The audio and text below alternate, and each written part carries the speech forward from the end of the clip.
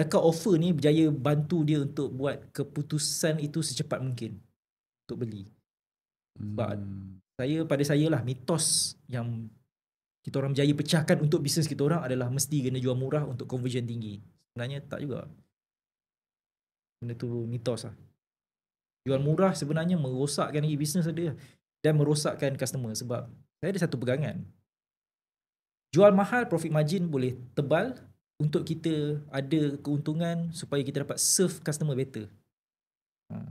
Jadi margin inilah yang akan digunakan untuk baiki the next product, untuk tambah team untuk customer support, dan juga tak terkecuali bagi siapa yang alpa ataupun orang kata apa, terpedaya dengan tipu daya ni, dia gunakan duit tu untuk kepentingan diri dia pun ada juga, termasuk saya jugalah.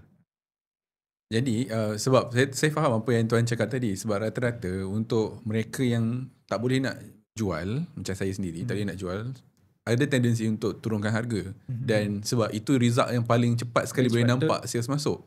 Padahal benda tu memang yang sakit.